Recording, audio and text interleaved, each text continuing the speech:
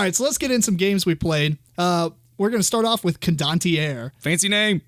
Condottiere. It's French. Yes. And you're trying to take over cities in Italy.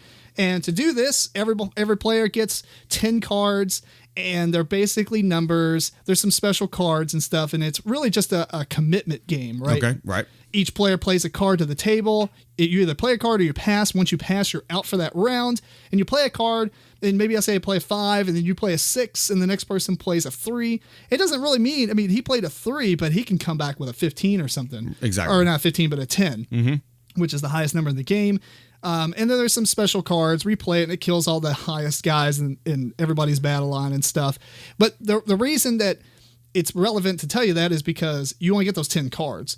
And it's up to 6 players. Once everybody but one person has cards left, or does not have cards left, so one person has cards and everybody else does not, that person must discard down to 2 or all the way, and then you begin a new round. Everybody draws their cards again, except for you do get a bonus for the locations you have controlled. Yes, bonus cards. Yeah, so this is a great game. It's enjoyable, yes.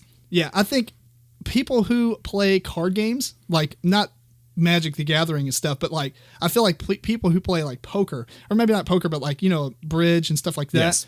I think they would enjoy this. What do you think? Yeah, I could see that.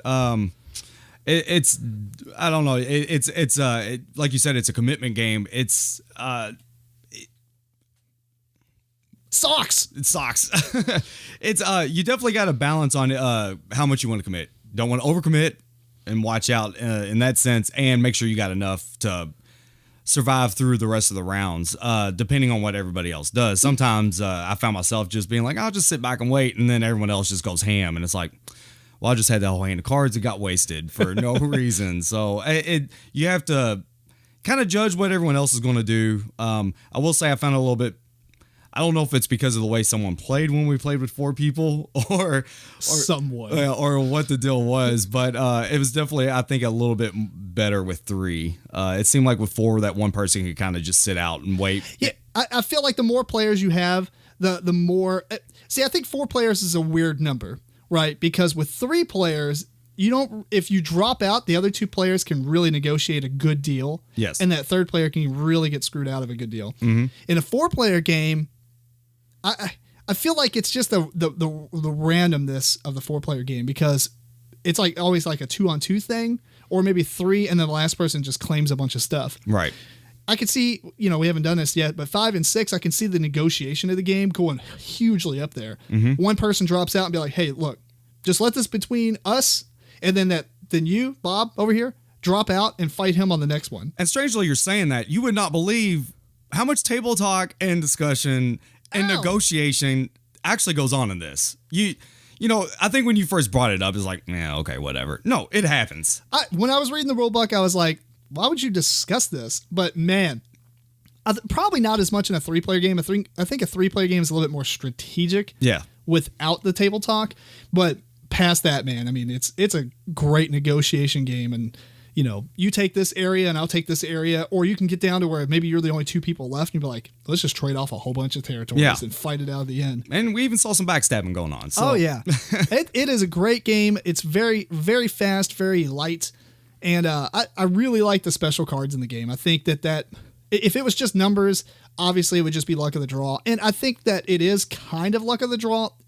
but we were proven wrong by the fact that our buddy basically had half his hand be 1s, and he won like 2 things in a row. Yeah. So maybe we just are terrible at the game when we pull out too fast. I don't know. It's possible. And I think the only big complaint I can have with the game is the fact that once you draw your hand, that's it. I mean, I guess you can't sit idle and watch everything go on, but you get a really bad draw. I mean, I think there was that one time I got 4 scarecrows, which allows you to pick up a card. Well, I'm not laying down a whole lot if I got 4 cards that'll let me pick them up. So I don't know. But some of the strategy, I guess, you could stay in. So if like you're playing a 3-player game and those 2 people are going at it really well, I mean, you're not going to be in the next round anyway. You're not going to be fighting over another location anyway, because if they go out of cards, you're out. So I mean, you might as well just play all into it or something, and then at least like if you have all the 1s, the girls. That allow you to take over what area you're fighting for next, even if you don't win. I mean, it might be good enough to go in for those. And I mean, it's really weird because I feel like obviously the more you play it, the more strategies come out. But I think there's a lot of hidden strategies to this game, and the more you play it, you start seeing these really odd things like, oh, I really do like ones. The reason at number 1, if you play a 6 and I play a 1, it's almost like I'm in a better position than you are, because you're overcommitting at this point, and you're like, I have to overcommit even more to stay in this battle. Exactly. And if you pass, I just play 6 and I'm at 7, and I beat you by 1 point. Or the thing that winter comes out, and all of a sudden this person that had 3 1s out there, you're even with now. Right. Yeah. Your 6 and 10 just got demolished down to the same thing as this person with 3 1s out there. So it's interesting, definitely. It's really cool, and it's a super quick game. I mean, maybe with 6 players and a bunch of negotiations, maybe 45 minutes, I think, or something. But great game. Yes.